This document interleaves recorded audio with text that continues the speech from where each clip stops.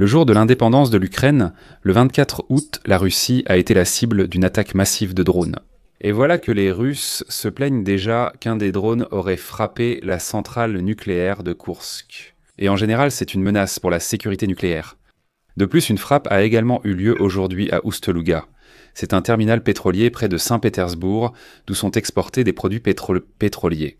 Si la situation à Oust-Louga est assez claire, elle laisse moins dans la région de Koursk. La propagande russe essaye d'amplifier ce problème, en affirmant qu'il y aurait eu une frappe presque sur un réacteur nucléaire.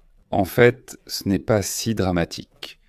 Un transformateur a pris feu là-bas, et il a fallu, selon les spécialistes du nucléaire, réduire en urgence la puissance du troisième bloc de moitié.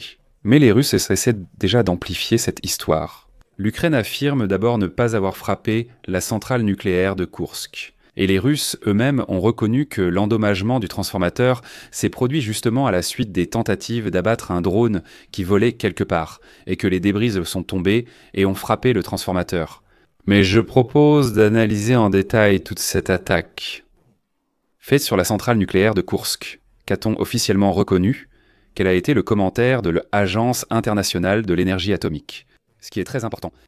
Discutons de ce qui s'est passé à Oust-Louga et de ce que disent en général les autorités régionales russes.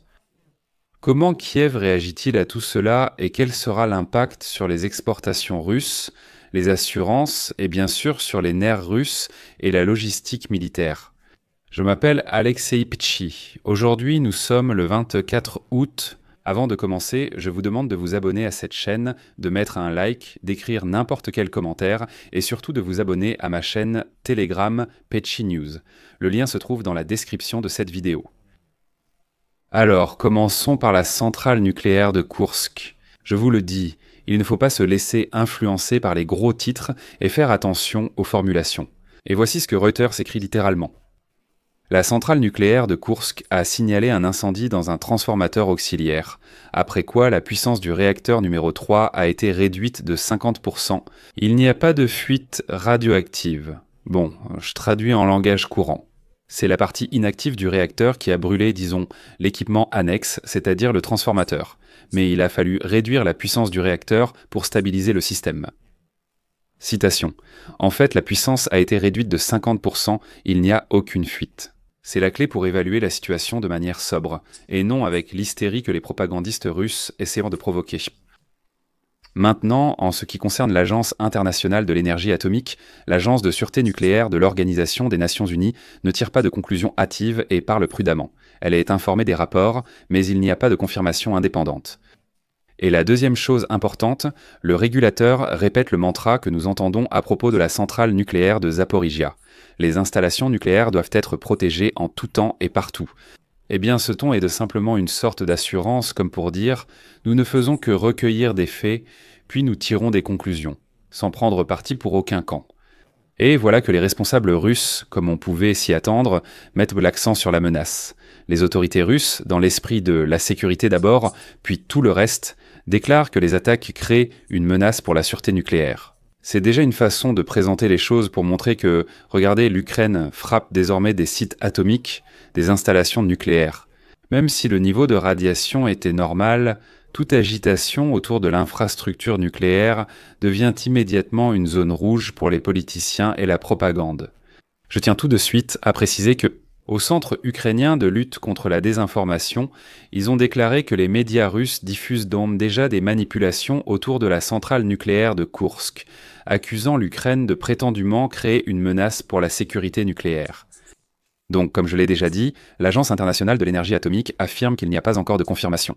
Le Centre de lutte contre la désinformation du Conseil de sécurité nationale et de défense de l'Ukraine indique que ces déclarations russes relèvent d'une propagande visant à discréditer l'Ukraine et à justifier son agression.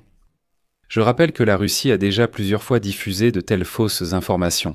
Et en réalité, c'est la Russie elle-même qui crée une menace à la sécurité nucléaire, puisqu'elle contrôle actuellement la centrale nucléaire de Zaporijia. Je rappelle que récemment, je n'irai pas chercher loin. Le 10 août, les occupants russes ont frappé Zaporijia avec des bombes aériennes. En particulier, les Russes ont endommagé le bâtiment de gestion de crise externe de la centrale nucléaire de Zaporijia. Voici un fait montrant comment les Russes frappent de tels sites avec des bombes aériennes. En même temps, il faut noter que les propagandistes russes eux-mêmes écrivent qu'un drone de combat a été abattu près de la centrale nucléaire de Koursk. Lors de la chute, l'appareil a explosé, endommageant ainsi le transformateur de besoin propre.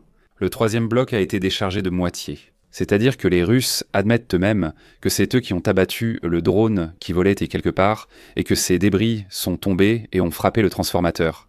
Parlons d'Oust-Louga. Dans la nuit du 24 août, des drones longue portée du service de sécurité d'Ukraine et des forces des opérations spéciales ont provoqué une forte explosion sur les installations du port d'Oust-Louga, région de Leningrad. C'est ce que rapportent les sources. D'après les premières informations, des drones ont frappé le complexe de gaz de Novotek, un des plus grands producteurs de gaz liquéfié en Russie. Sur les vidéos rendues hors du public, on peut voir une puissante explosion et un incendie de grande ampleur. Selon les informations, la frappe a touché l'installation de fractionnement cryogénique du condensat de gaz, qui est le cœur des processus technologiques du complexe. C'est déjà la deuxième frappe réussie du service de sécurité d'Ukraine sur Oust-Louga rien que cette année. La première a eu lieu début janvier. Et les Russes n'ont pas réussi une deuxième fois à protéger ce terminal. Et selon une source au sein du service de sécurité d'Ukraine, la Russie commerce du pétrole et du gaz via ce terminal en utilisant une flotte fantôme. Les sanctions sur les drones imposées par le service de sécurité d'Ukraine réduisent l'afflux de devises dont la Russie a besoin pour mener la guerre. Décryptons maintenant ce qui s'est passé dans les régions de Koursk et de Leningrad. Concernant la centrale nucléaire de Koursk, il est évident qu'il ne s'agit pas d'une catastrophe nucléaire. Un transformateur auxiliaire a pris feu. On peut appeler cela sérieux, mais ce n'est clairement pas un accident. À la centrale nucléaire, le réacteur a été réduit à la moitié de sa puissance. C'est sérieux car toute intervention non planifiée sur un bloc nucléaire met le système sous stress. L'essentiel est surtout que le niveau de radiation est normal, sans fuite. Et vous savez, je le répète parce que c'est ainsi que fonctionne le champ de l'information. Il suffit de prononcer le mot « centrale nucléaire ». Sur les réseaux sociaux, des titres alarmants circulent déjà, permettant à la Russie de les manipuler. C'est pourquoi nous gardons l'équilibre. Le vrai danger, c'est que des sites nucléaires soient en zone de guerre, problème causé par les Russes qui ont déclenché ce conflit. Pour une raison quelconque, ils abattent eux-mêmes des drones près de la centrale nucléaire, puis ils disent que l'Ukraine a frappé la centrale nucléaire de Koursk. L'Ukraine n'a pas frappé la centrale nucléaire de Koursk, car cela n'a aucun sens militaire. Absolument. À propos d'Oust-Louga, il faut comprendre qu'un terminal, ce ne sont pas seulement des tuyaux et des citernes. C'est une porte d'entrée pour les produits pétroliers, y compris le kérosène. Chaque arrêt, qu'il s'agisse d'un incendie ou d'une déclaration selon laquelle tous les réservoirs sont intacts, tout va bien.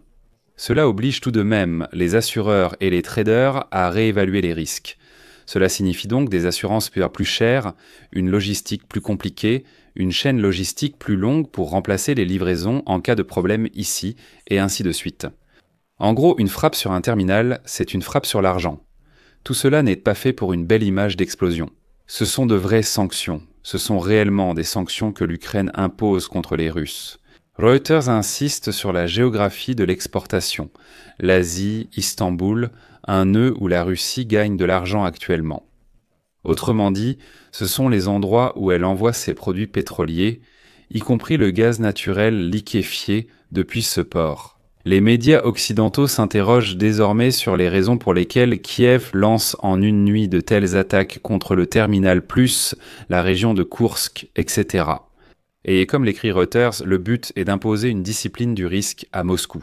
Quand ta structure énergétique est frappée par un bras long, c'est-à-dire une arme à longue portée, tu es obligé de tirer ta défense anti-aérienne plus profondément dans le pays, disperser les équipes de réparation, transporter des transformateurs de réserve et réorganiser les plannings de livraison.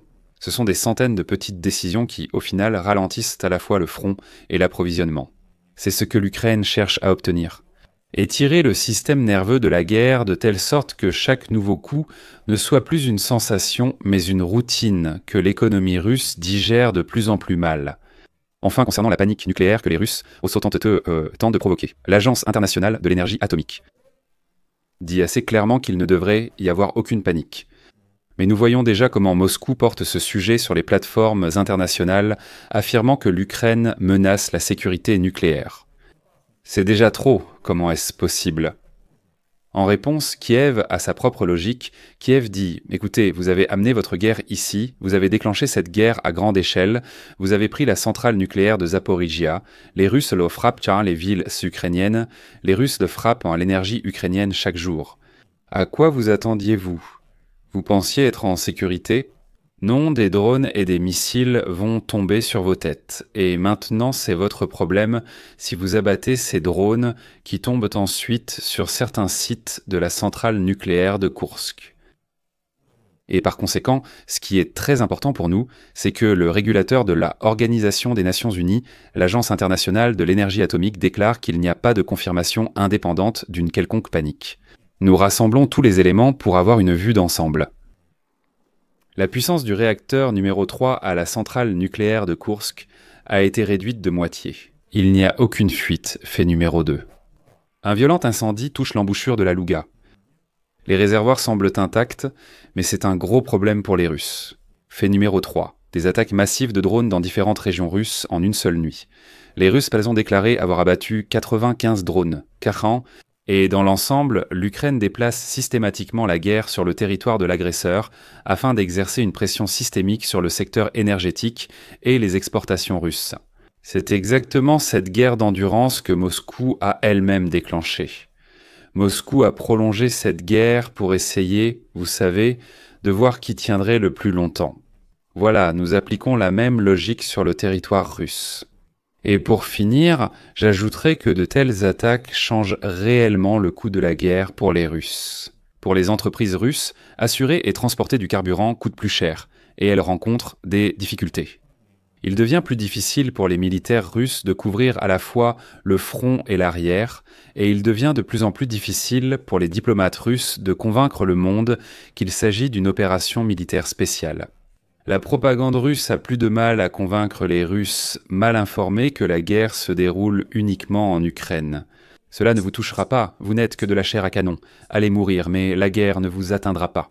Et vous savez, plus souvent ces noms comme Oust-Louga, Koursk apparaissent dans les fils d'actualité, plus le slogan de propagande affirmant qu'il s'agit d'un conflit local semblera faible.